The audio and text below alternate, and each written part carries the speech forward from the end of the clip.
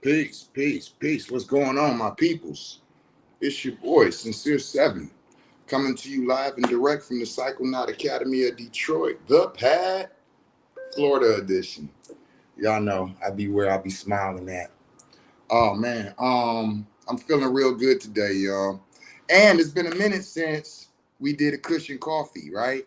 Like that used to be almost all I did was cushion coffees. Like you get on doing a cushion coffee about some dope subject or something interesting, and then just switching over into the business aspect and always doing the business videos and the videos about what we have coming and what we selling and what we doing and all of that. But for real, I enjoy the cushion coffees. I enjoy just sitting back, kicking it. Ain't nothing being sold, nothing being bought. Ain't no commercial or none of that shit.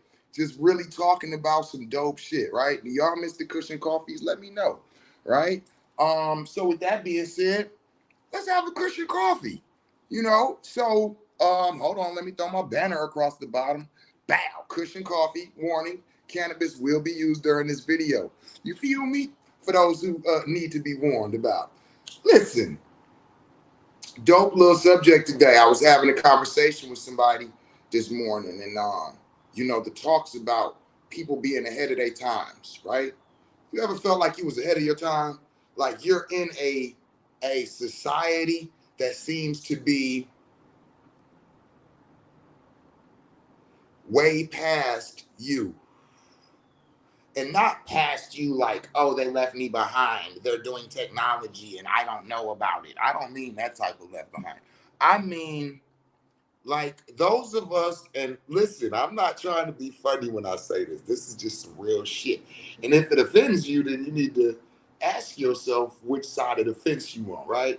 But those of us who have mutual respects for one another, who have respect for the elders in our community, who have a thought process that is founded in love and unity and truly coming together, right? These are the types of things that the majority of society doesn't have. It seems like the majority of society has moved on with society in this, woe is me, I'm important, the selfishness, this, yeah, it's real what is it? Selfishness, I think is the word I'm looking for.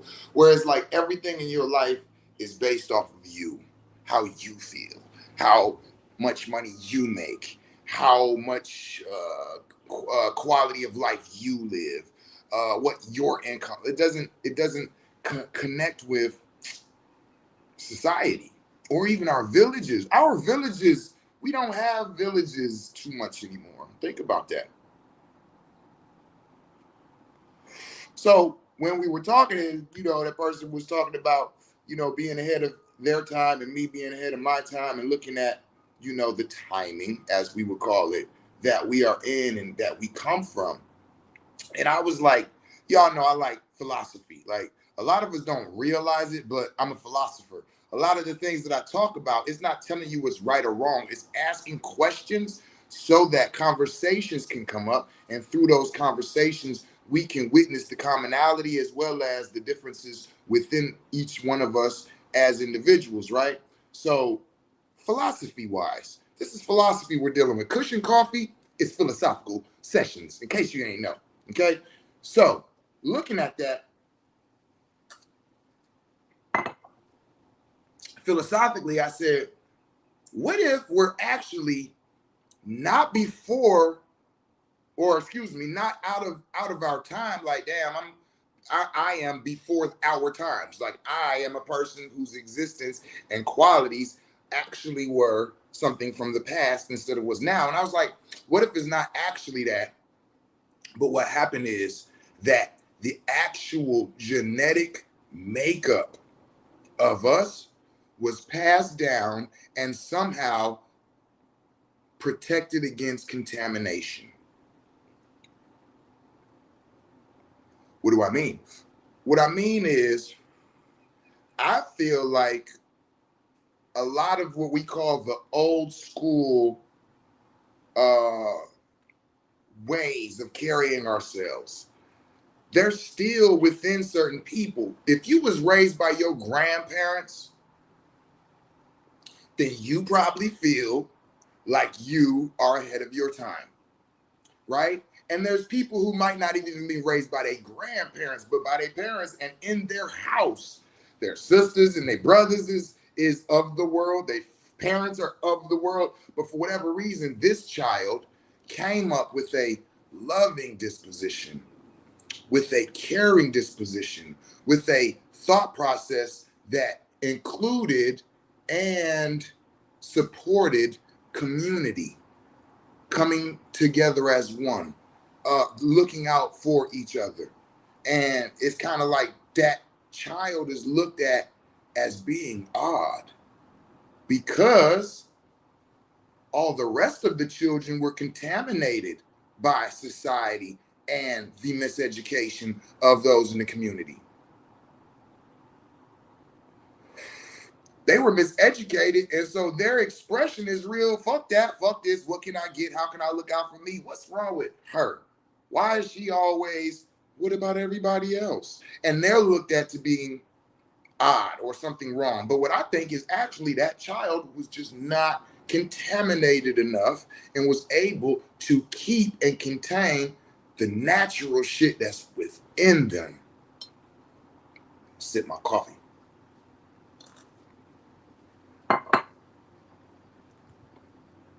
So, like I said, this is philosophy.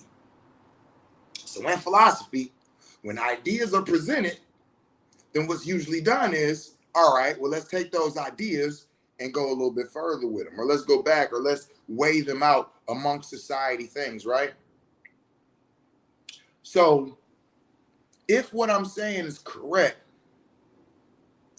then that means that society and the way we live now is a contaminated, polluted expression of an environment. And us as the individuals within this environment going through this, if you take and look at the numbers of individuals contaminated versus individuals who were able to naturally fight off the contamination, this is what you have. Whatever percentage of the individuals in our community that say, I feel like I'm ahead of my time, they're really saying, hey, I am one of the variables in this experiment who was not contaminated by the environment. I think that we as a people have accepted our environments too much. Just accepted them. We just accept any fucking thing. And then we have somebody in the circle who tells us the reason we need to accept this is because, and they give us a nice little speech that pulls at the heartstrings, and we go, oh, okay, all right, well, I can see that. And we just have a society that has accepted everything. First, we accepted people, basically ignoring and becoming disobedient to their cultures, to their natural genetic makeups, to their family passed down rituals and what's those things? Those things that are important to a culture and to a people.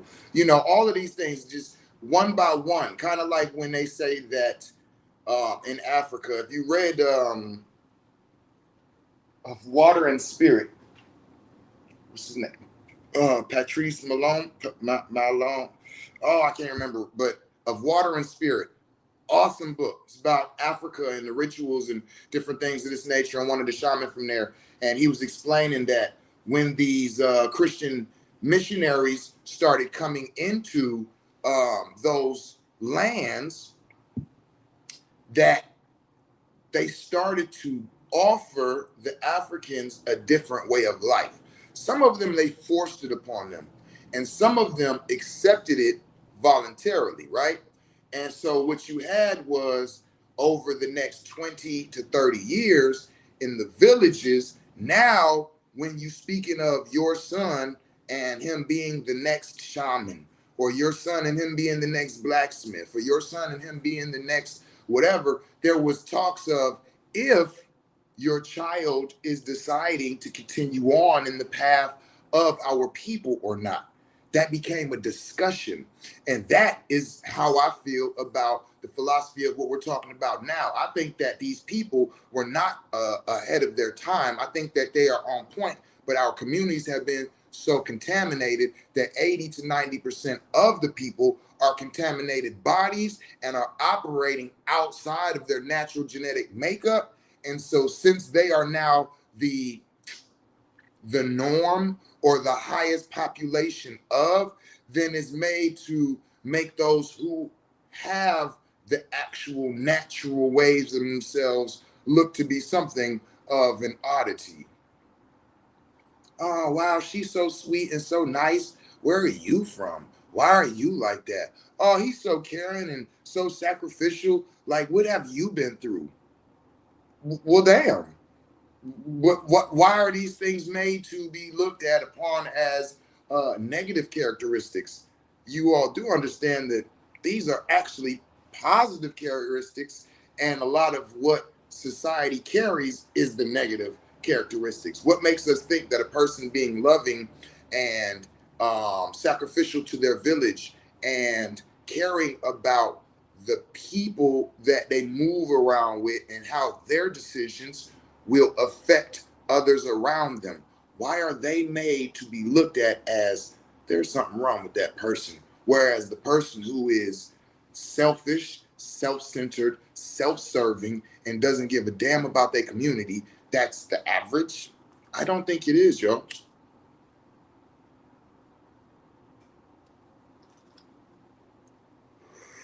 Talk to me. I talk back. Talk a little shit. I talk that. Where are y'all comments, questions, responses? Do y'all agree? Do you disagree? You know, are any of you listening one of those people who people say you're ahead of your time, or that you even feel like you're ahead of your time? Because I'm gonna tell you right now, I am.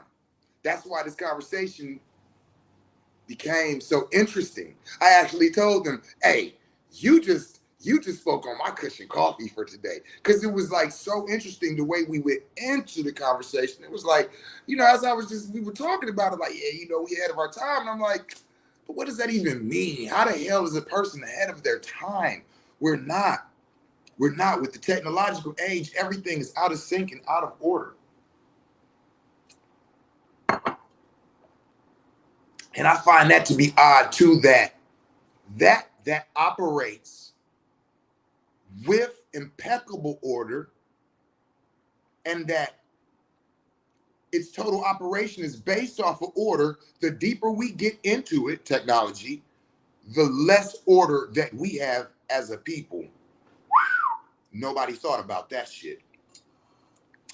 Oh, Coach Brandy Lee. Oh, hey, babe, what's going on? She said, what do you feel about the phrase, tradition is peer pressure from deaf people? Well, first of all, I don't want to debate, so I'm going to tell you what I think. I think that the phrase is actually, tradition is nothing but peer pressure from, oh, you did know that, from dead people. Okay.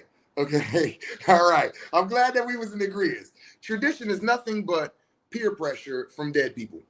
I'm going to tell you how I feel about that. But before I do, let me tell you a story about my dear brother, Nighthawk, right? Rest in peace to Nighthawk.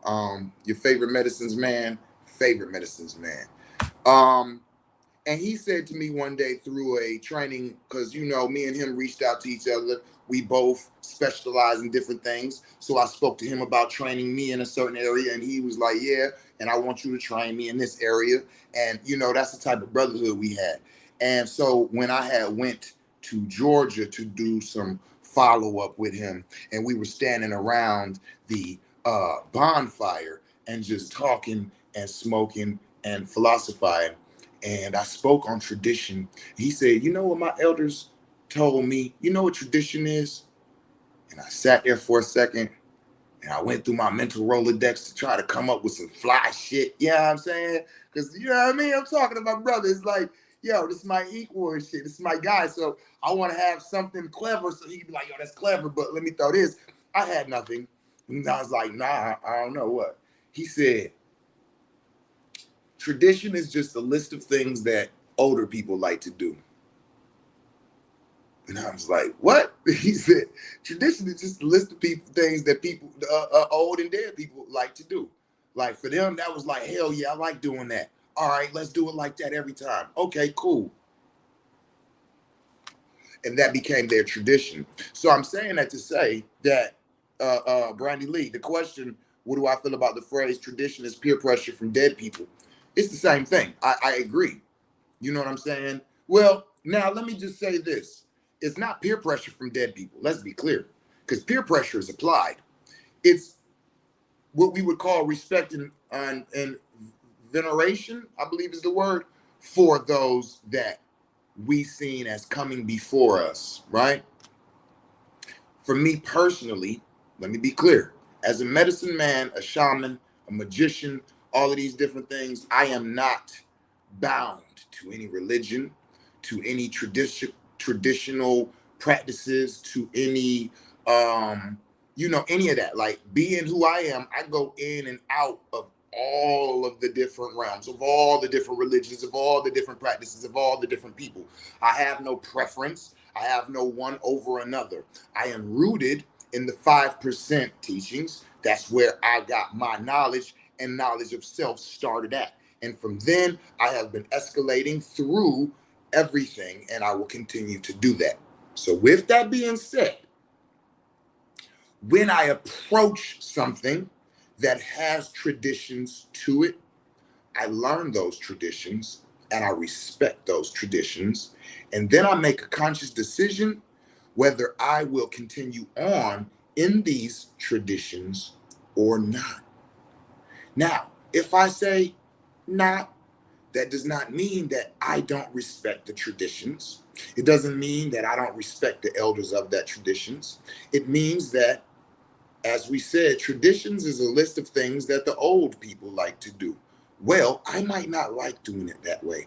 It might not work for me that way. I might not be able to exuberate the type of, the energy of, or the spiritual essence of that was held in traditions. Mine might come easier. Traditionally, from what I'm taught, people sit up to meditate. Tradition. When I teach meditation, we're laying down. I have not been able to transcend in meditation sitting up. I'll do meditation sitting up and laying down. But when I transcend, I'm laying down. Regardless of what your tradition says, for whatever reason, I find it easier to lay down. And the way that I have created the style of meditation that I utilize, it goes right into that. So when I teach my people to meditate, this is what I teach them. So this is true tradition. 20, 30 years from now, I'll be having my students of meditation and they'll be telling people, yo, our elders, Sincere Seven, he taught us this. This is our tradition. That does not mean that it's the right or the only way. It means that's what we liked. That's what tradition is, right? So, and see now, a good question, because let's say this. Now, which one do I prefer? And if I prefer something non-traditional, where does that set me in the practices? I'll be personal on this one. Let's go in and talk about, for example, can we use an example for those of you all who need examples to really get the gist of it? There is a traditional medicine in our community called ayahuasca.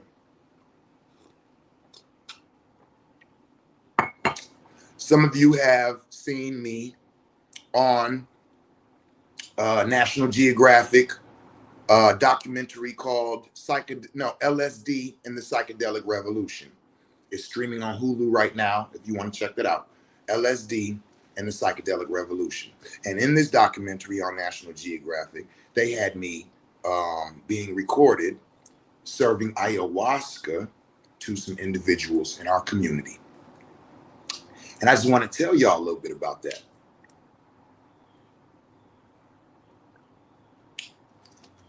Because since then, I have had quite a few of individuals from all over the world reaching out to me, wanting to do ayahuasca with me. Let me tell y'all what they didn't tell you on National Geographic, streaming on Hulu, and LSD and the psychedelic revolution. What they didn't tell you is I've never been overseas to train with an indigenous people who have ayahuasca as their traditional medicine. I've never been to Ecuador. I've never been to Peru. Never been to the Amazon. Never been there. I've never been taught the Icaros that they utilize. I've never been taught the fire keeping. I've never been taught the musical, none of that, right? When I came into ayahuasca and ayahuasca called for me, I started reaching out to individuals who were trained and who had proper training.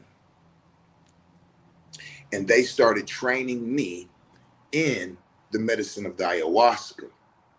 Now, me as a 15-year practitioner of sacred plants, sacred medicine, sacred herbs, and all of these other things, holding space and dealing with psychedelics, my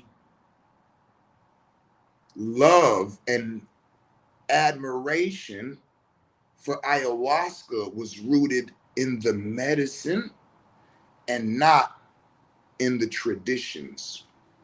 So when I started working with ayahuasca, being a magician, I talk about how the magical spells that I've created that are being utilized by our villages right now, I learned how to create those spells by learning magic and then reverse engineering my magic that I was learned, and then taking the parts that I reverse engineered and putting them together into my own magical spells, right? So this is what I did with ayahuasca. Now that I'm learning about everything that's being utilized, how it's being utilized, what the points are, all of these, now I'm starting to reverse engineer it so that I can recreate it under my cultural standards, under where I'm at, under the guise of the dramas and traumas that are being experienced by my people. I have had the opportunity to sit with medicine men and women and talk about how when people come from other countries, they give them what's called tourist doses. And I have an understanding now that when people come from other countries, they are introducing them to the medicine. And although people are finding their healing and finding different things, there's also this reality that the way that is being presented is diluted based off of the dilution of you having a culture. They can't give you what they do. They have a culture. They have an eating habit. They have a spiritual security clearance that they already walk with as a people. And you coming from America with McDonald's 3 days off your tongue and taking everything known to man that ain't known to nature, and then thinking that, oh, we gonna give you this and you, nah.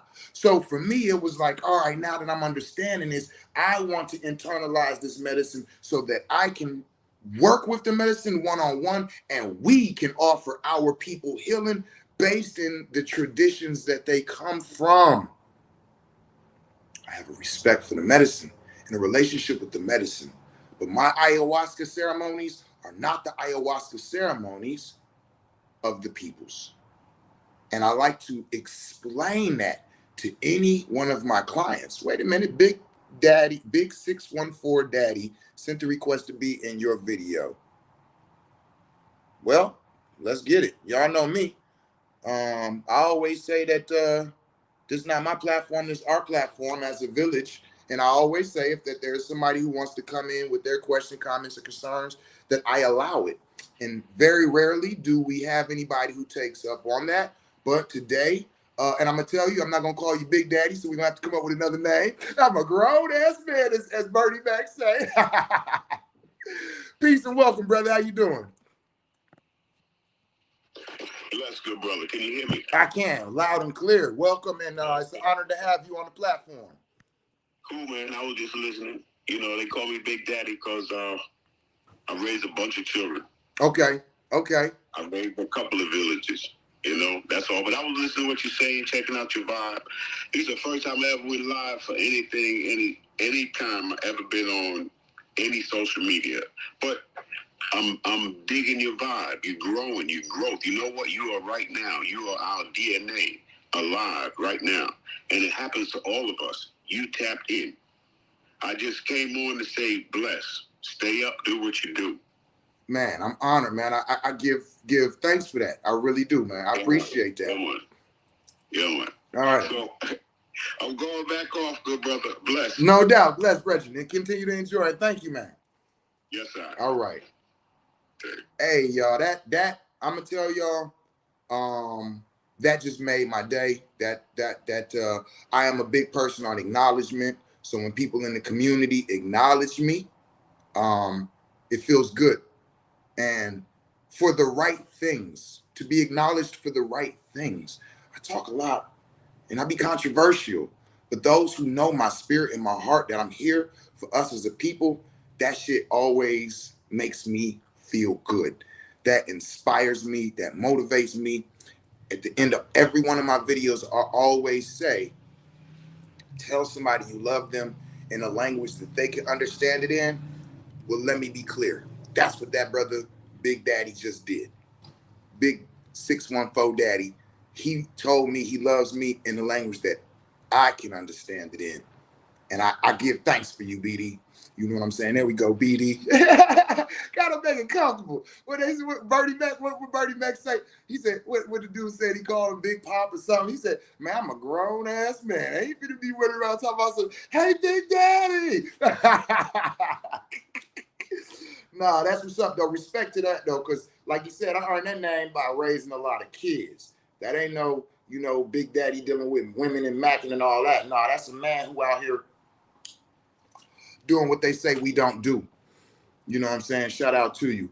Man, that just made my day. So going back to what we were talking about, the traditions. I'm a very big person and proponent on part of the reason why our society is in the way it is right now is because we don't have traditions anymore. We don't have rites of passages. We don't have initiations. You understand what I'm saying? And us losing sight of all of these things that was very important for our cultural growth and development has just left us with an atrocity of a community. When you have a natural people who grow in an unnatural environment without any of their natural rituals that are bombarded with the unnatural community and the unnatural, like computers and all of this virtual reality and all of this technological this, and like people have no idea of the technology that's inside of them because of the man-made technology that is destroying and disrupting every natural vibration that you have within you. The more Wi-Fi's and Bluetooths and readers and all of these things that connect all of these false technology vibrations that are being passed within your house, they're throwing off your natural vibratory patterns. A lot of you are not even familiar that you have. This is what prayer and meditation is. Prayer is calming yourself enough to ask the right questions, and meditation is going into your natural vibratory expression and tapping into that and placing those prayers into that so that the natural manifestation of those things come. See, y'all really are not even aware of how powerful and magical we are. You take your thought and you implement it into something natural. See, this is why sex magic is talked about so much. But see, that's what happens is they take these magics that we have and they take one small piece or part of it and they focus on it, and people start to reach out and grasp onto it, and they hold so tightly onto two aspects. They forget the other eight. You need all 100%. You got 20%. Just like I talk about magic with clothes and glamour magic. It's the same thing. Now makeup and clothes is seen as something sexy. It's like, no, it's glamour magic. These things were magical modalities. So when it comes to us in the prayer and the meditation, these things are powerful. And then you say, oh yeah, have sex, and when you orgasm, scream out the address of the fucking house that you want, like, and envision the house. Like, yeah, that's cool. That's cool. Sex magic is dope. Let me be clear. Sex magic is really dope, but I'm gonna tell you, the majority of you all are not able to do it. Y'all not, like, I hear y'all talking, but y'all not really doing it. Let me just be clear. Y'all having sex and you are saying shit while you're orgasming. That's not the same. That's not oral sex magic. And to everybody who's teaching that you can do sex magic by yourself, I call bullshit too. Okay. Well, yeah. Yeah, I'm gonna say that. I call bullshit. Like, okay. And so with that being said, anybody can do anything, right? So outside of that, I call bullshit. I don't know if y'all understand what I mean by that, right? So in other words, if you deal in the magical realms, nobody can tell you what you can't do, right? But I can tell you that that's not sex magic. I don't give a fuck what you call it. You understand what I'm saying? That's what I'm saying. So you can masturbate and think about some shit real deep. It ain't sex magic. I don't give a fuck. Like, you can be mad all you want. Put me in a little jar or something with some sour stuff in it. Jesus. Right? But it's not sex magic. Right? And you know, when I get into talks like this, I say, before we debate, I always say, like, let's not debate. But if you want to, I'm going to request that you state your sources. And see, that's where another thing is, like, a lot of people like to argue with me because they don't like the way I said some shit. But I be like, where did you learn the shit that you're saying? Because I be seeing people teach people shit all day and they be absolutely fucking wrong.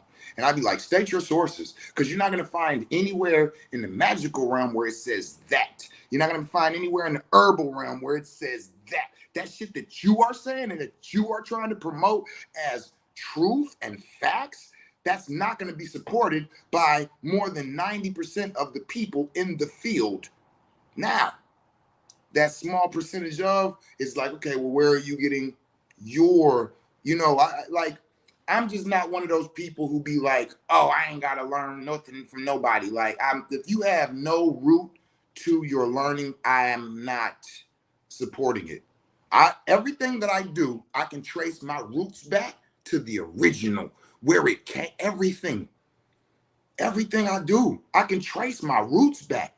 So that's like saying, like, this isn't some GMO seed that was created last year and has been planted, and I'm telling you this is going to have some of the best fruit. No, this comes from a tree that's been here for thousands of years, been here for hundreds of years, been here for, right? This comes from a connection where testimony is constantly coming from, right? And that's what I mean. So it's kind of like, right now, if you learn to be an alchemist by somebody who has no connection, no studies, no knowledge, they just heard of alchemy and was like, oh, that sounds dope. Okay, I know, this is what alchemy is to me. And then they start teaching it. I'm not interested. I'm in taking a class. And if I do, I'm not paying for it. I'll take their class so I can be like, let me see what this new age motherfucker talking about. Because, sometimes you have those people who come out of nowhere and drop some shit like, where the fuck did this come? Like Baba Kalende, right? Like Baba Kalende. But what he did have was the root of where the information was coming from. I seen somebody on the internet the other day that said Queen Afua is a man. And I was like, oh shit. Oh shit. I have no dog in this fight, but I definitely want to watch it. Whoa. That was some heavy shit.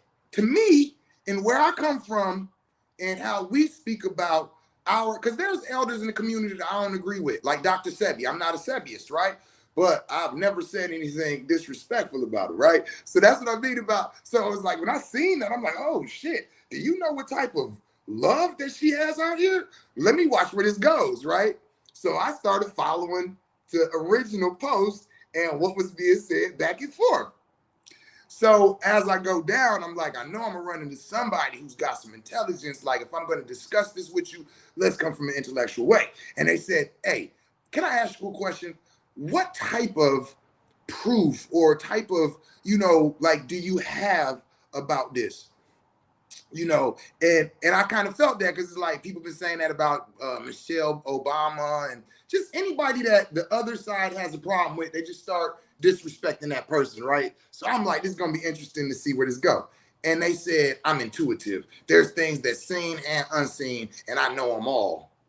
And then I was like, this just got uninteresting. Because what you really just said is, I just be feeling shit and I just say what I feel. And it's like, oh, me too, right? But the things that I say, they're always backed and rooted in something. Like, I don't even too much start getting feelings towards things until I start to investigate them, right? Like, wait a minute, what? Because she got broad shoulders? Like, yo, so that's kind of like how I be looking at a lot of the things, because now in this day and age, there's a lot of teachers that haven't been taught. How have you never been a student anywhere at all, but you teaching somebody something? Get the fuck out of here. Sit your retarded ass down. This is why people in the community don't like me, because I be saying shit like that, and it'll be like, well, what about me? I ain't like, well, shit, sit your retarded ass down too. Like, that's just how I feel. Like, yeah, that's just how I feel. Remember, this is philosophy. Kush Koffee is philosophy. The things that we're talking about is philosophy. How do you all feel? What do you think? Do you think that you can just, download your shit? You know what I'm saying? Because if that's the case, then you're a student of the entheogens. I was a student of the entheogens for a long time. I didn't go in with intentions. I didn't go in to take this and do this. And I was like, what the fuck is this? And why is it that I took that 7-gram trip and my PTSD is totally gone? My attraction and my willingness to indulge in violence is totally gone. My control issues and my anger is totally fucking gone.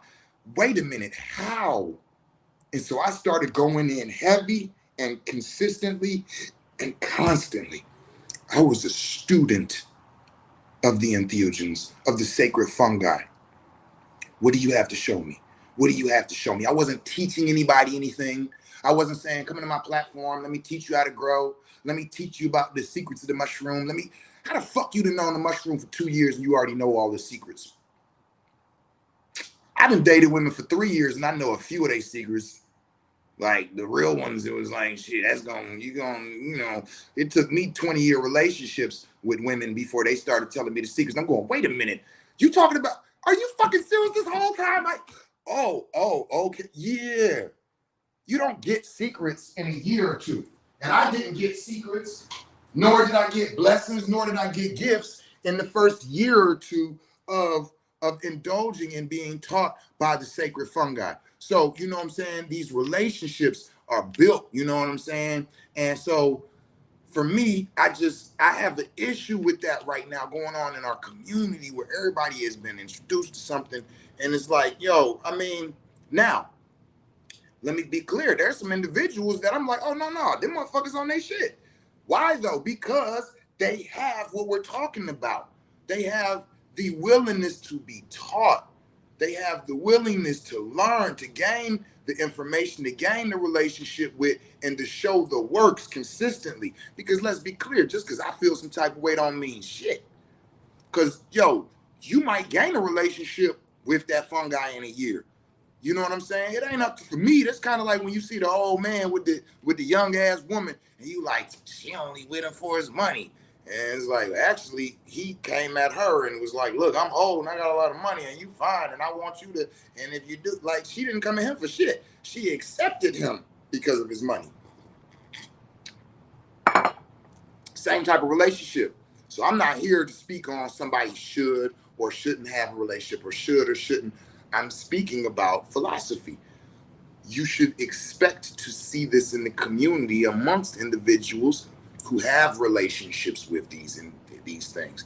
Some of us got 15, 20-year relationships, and we've put through works and times and dedication and blood, sweat, and tears and all type of other shit. So when we see people coming out and making a mockery of it or playing with it or using it recreationally or doing all of this bullshit, mixing it with food and put it in your chocolate and put it in your, it's like not your chocolates, because that's tradition. Now, let's be clear. Everything that I'm saying right now is talking about traditions. That's it. And that's why I be trying to explain to people when we talk about things, it's not a shame. It's not saying, oh, I see it this way, so if you on the other side, you fucked up. Nah, it's saying I see it this way because I represent these people. Like the elders used to say, look, we elders, we see things differently. We came from a time in blah, blah, blah, blah. Well, guess what? I'm an elder now. Like my brother Nighthawk said, at 44, you become an elder. I'm an elder now. I sit at the table. So I'm going to talk a little shit. I'm like, yeah, what is this shit that these new motherfuckers is doing? Yo, but I'm not knocking y'all. I love y'all. And those that I see that actually have, because keep in mind, as elders, we ain't got nothing but time to sit back and watch y'all. 6 months, we be like, oh, look at all these motherfuckers. And then 8 months in, okay, a couple of them fell off. Then a year in, it's still a few in there that's still floating in. 2 to 3 years in, okay, we see who's still strong. And not only strong, but even going deeper into the works. Because some people be trying to find financial security in a lot of our spiritual practices, and they don't understand that our spiritual practices protect themselves. Our spiritual practices protect themselves.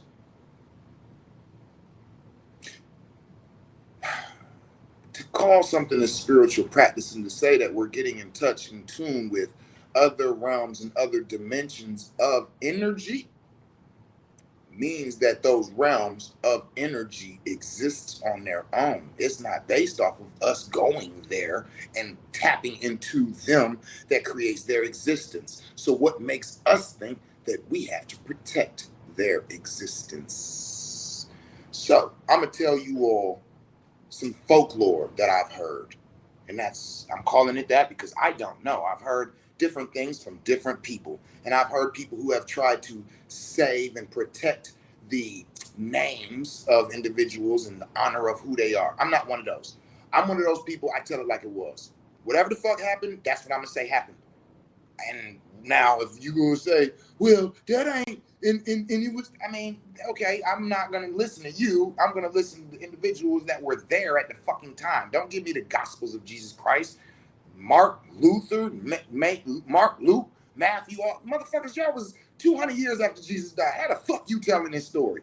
So anyway, with that being said, Marina Sabina, I was informed by multiple sources when I first heard about Marina Sabina that in her practices and in the depths of what she was able to do as a medicine woman, that there was a couple of, I guess, American rock stars or businessmen and, you know, individuals that were of a culture that was not theirs that heard about Marina Sabina and her ability to tap into these realms, and they started to come out as tourists, and she would serve them.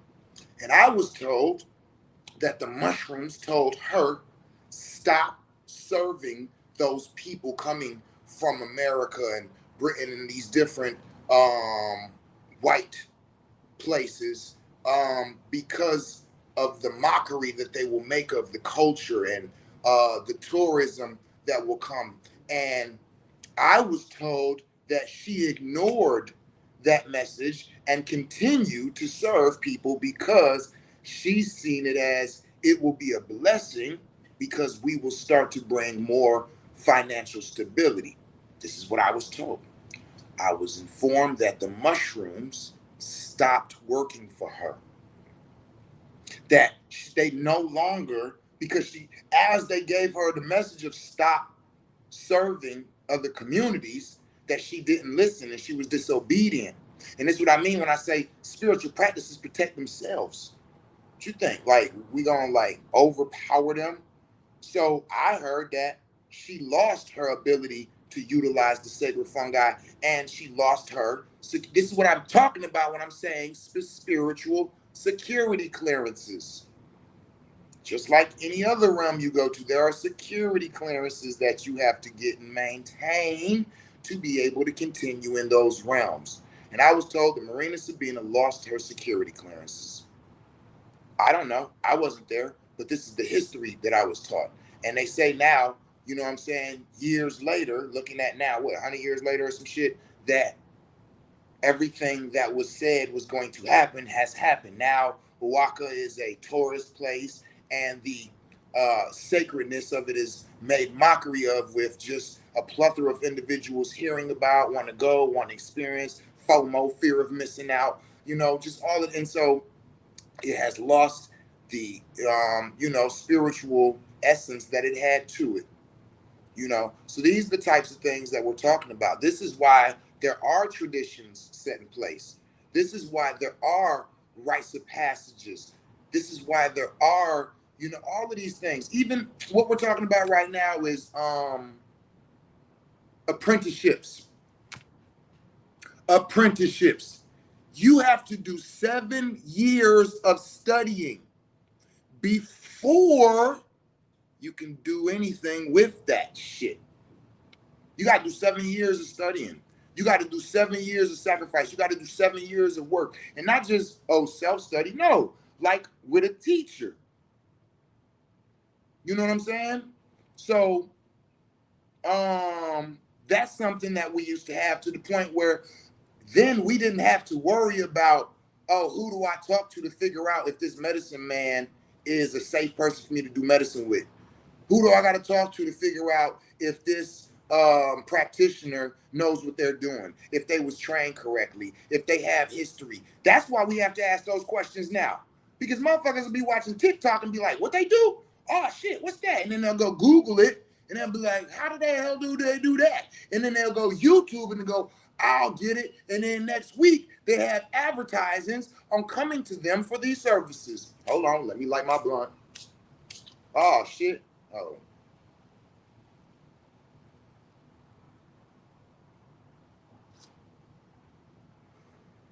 Listen, I'm a teacher. I had an individual come to me and say, yo, you've taught me a lot about these mushrooms. You taught me a lot about the sacred fungi. You know what I'm saying? You took me through my trips, then this and that. I would like to be a gatekeeper. I like to be a shaman. I would like to, serve these medicines. So can I train under you? And I was like, hell yeah. The first thing you got to do, though, is stop gatekeeping and teaching. Like, you're not qualified to be doing this yet. You know what I'm saying? So stop advertising that you're a gatekeeper and that you and we can get into the teachings. I have not seen that person since. I mean, I've seen them, but not on no teacher-student level. They bring, like, coming to me like, and so I was disappointed. Because it was like, I thought I found somebody who really has, you know what I'm saying, a passion for these works. Nah, if you had a passion for these works, you want to know everything about them. No, you don't. You just want to actually be a worker. You want to be in this community. You want to, basically, and you want to do what you see others in the community do. Let's do it like that, because it ain't personal. It ain't about me. Like, you want to be like, no, you see that in this community that there are a group of us out here who do these things. Let me be clear. None of us that are known out here that you can go and talk to that's on these stages and doing these none of us started 2 years ago. Most of us started around 7 or 8 years old. Nigga, I'm 44. You don't want the wisdoms that I got to pass down? That's fine. Go out there and bump your head. Learn like I did. It's going to be entertaining for me to watch, because the difference between me and you, I bump my head in privacy. You people are out here on platforms bringing people to bump your head, and now everybody's speaking about you in public. I practiced in privacy for years. Not saying I didn't practice, y'all. Don't get it twisted. I practice in privacy, right? Oh, Diosa, peace, queen. And what I mean when I say I practice in privacy, I was practicing with myself first. Yourself. Have you been in over 20 7-gram or higher trips? If not, you shouldn't be gatekeeping for people. Listen to me. If you ain't had at least 27-gram and over trips, you should not be gatekeeping for nobody. How you ain't got no experience with yourself, but you gonna go gatekeep for 20 other people? I don't care how y'all feel about it. How many of y'all gonna go let a doctor do surgery on y'all, and this doctor has only had 6 months of study, and they've stitched themselves up once, but I'll do open heart surgery on you. People are coming to us for assistance with balancing their mental, their emotional, their physical. How are you going to assist in balancing these things and you don't even know about these things? What do you know about physiology and biology? What do you know about psychology? What do you know about the emotional body? What classes have you had to prepare you to go in this deep? You haven't even learned to massage this area, but you ready to do an organ transplant? But you mad at me for saying that y'all shouldn't be where y'all at. Okay. So, if y'all new to the Psychonaut Academy of Detroit, first of all, subscribe on my YouTube, Psychonaut Academy of Detroit, the pad. Subscribe so you can get these videos, right? But if y'all new to me, let me give y'all the understanding of who I am in my community.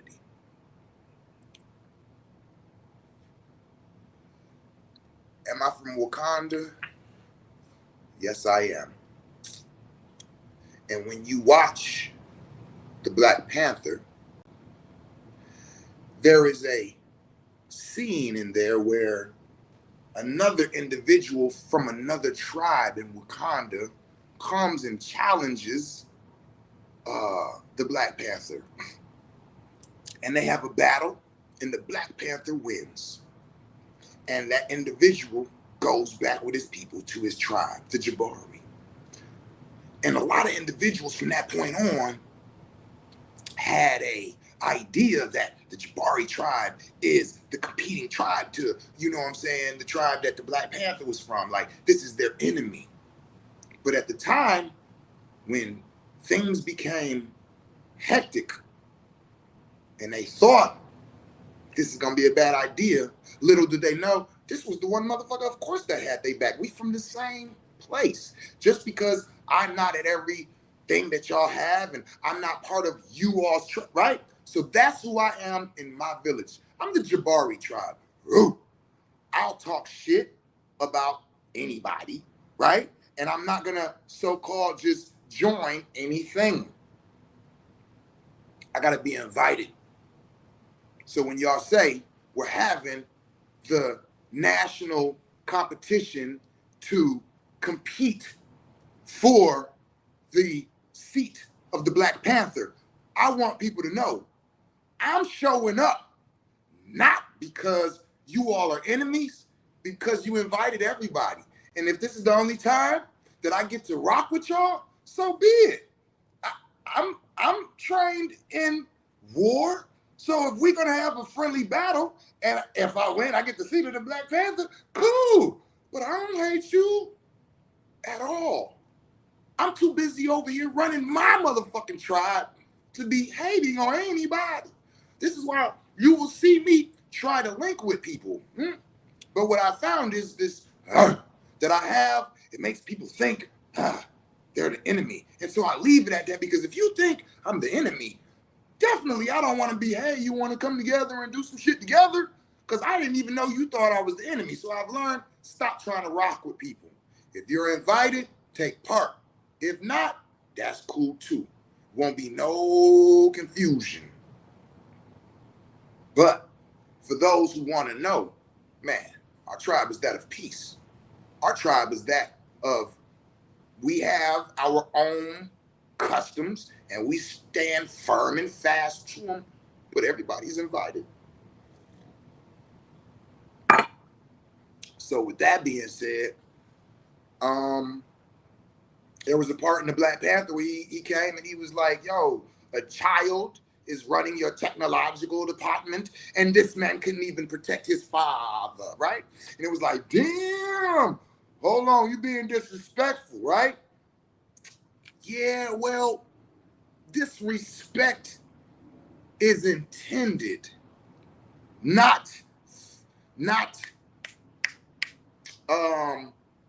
projected. So you can't tell me if I'm disrespecting you. Only I can tell you if I'm disrespecting you. And from my point of view, when he was saying what he was saying, he was not being disrespectful.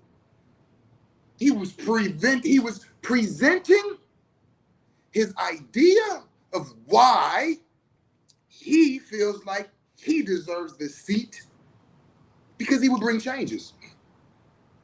But he's speaking from an outside point of view.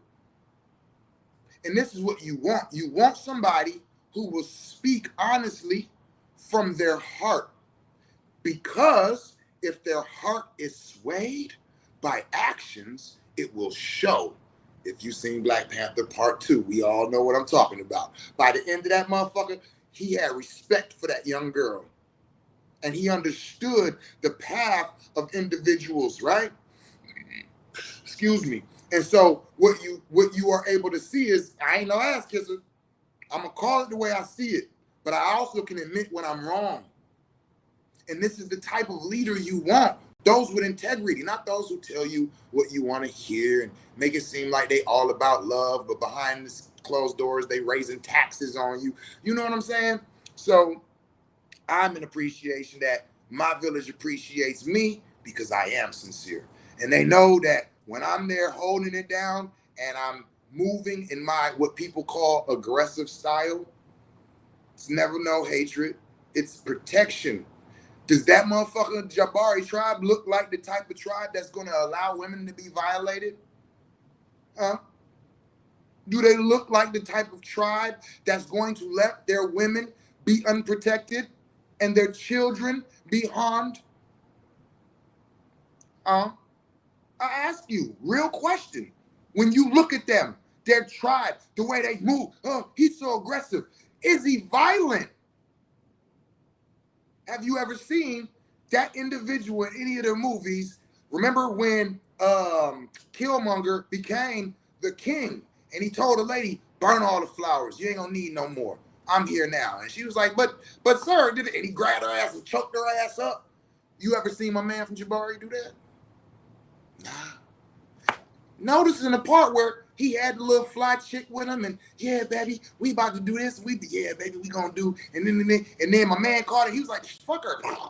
Like that was his way of like, listen, I'ma come in any type of way to make the people love me. But for real, I don't give a fuck about y'all.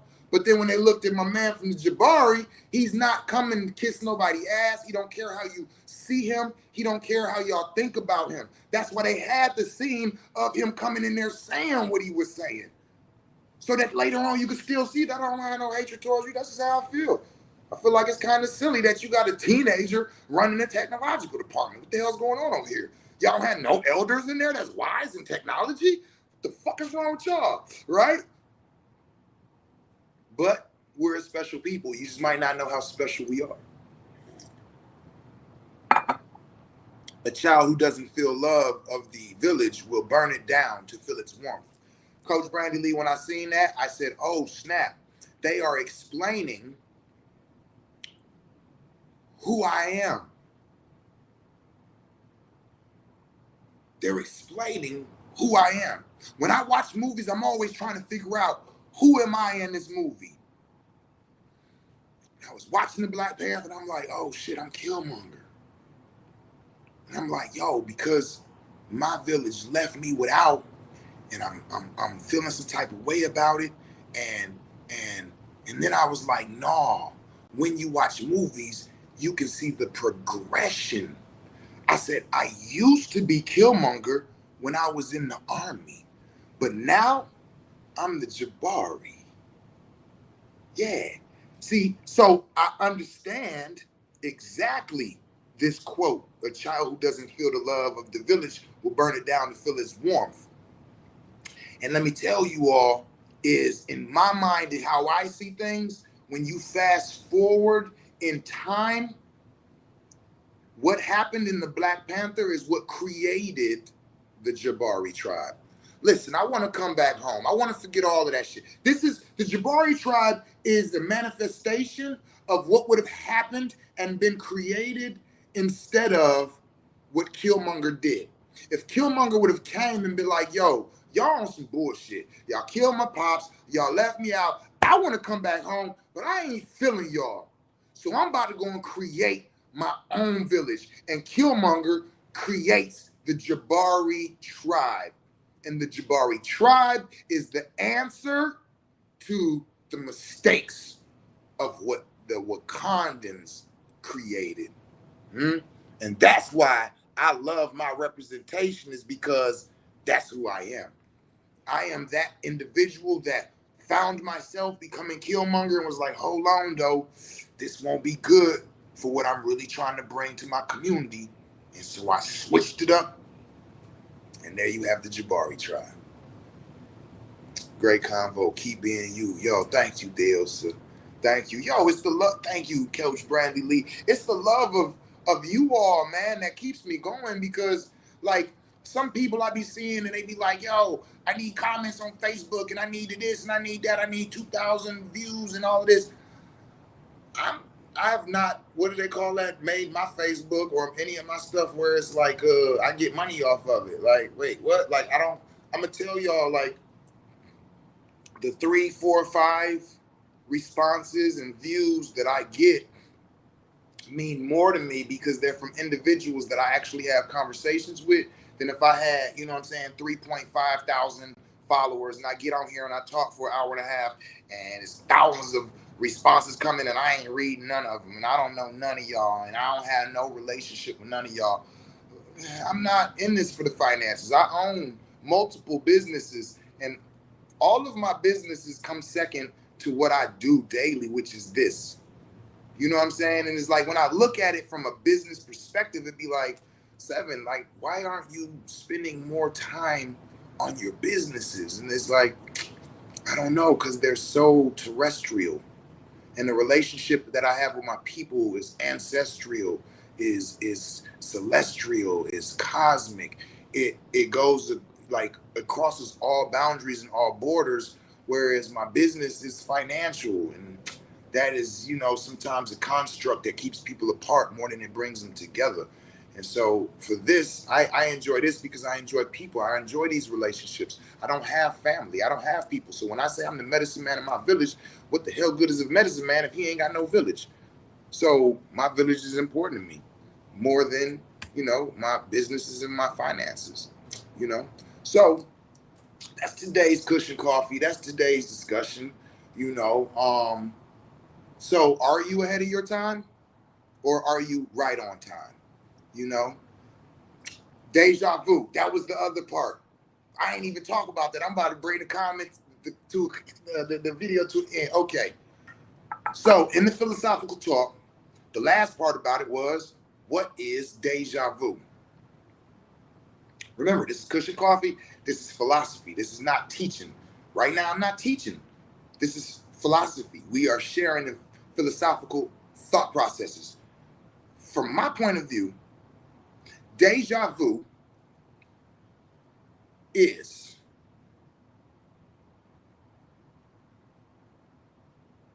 us viewing us being on the right path. So, with that being said, I'm going to ask you all a question. Has anybody that's watching right now ever been experiencing deja vu in the midst of something they should not have been doing. You ever experienced deja vu in the midst of, like, you know what I mean? You ever been in a place, a position in your life where you know you're not supposed to be there and you experience deja vu? Me personally, I haven't. Every time I've experienced deja vu, it'd be like I might have just changed paths, or I might have just made some type of life decision, or just started hanging out or being around somebody that I wasn't before. And it's like, oh shit, wait a minute, this deja vu. My deja vu always comes when I'm in the midst of something positive or life changing in the good way, in the good direction. So to me, deja vu is this. You've heard the phrase, it was written. Okay, Coach Brandon Lee said, only in my dreams. It was written, right? And when we're saying that, we're saying the story has already been written and it's going to play itself out. Now, within your individuality, you have the power to operate within the realms of what is written or outside of the realms of what is written. And that if you are within the realms of what is written, then this is where your quote unquote initiations come from, where you make it to the next levels, where you add on to your light body, right? So if you accomplish these things, then this is where you move to the next level. If not, it's where you come back. So when you are walking in life and you have deja vu, that is the way of your soul saying, there you go, you got it. You on point, stay right here, right? It's like you're in tune with what is written.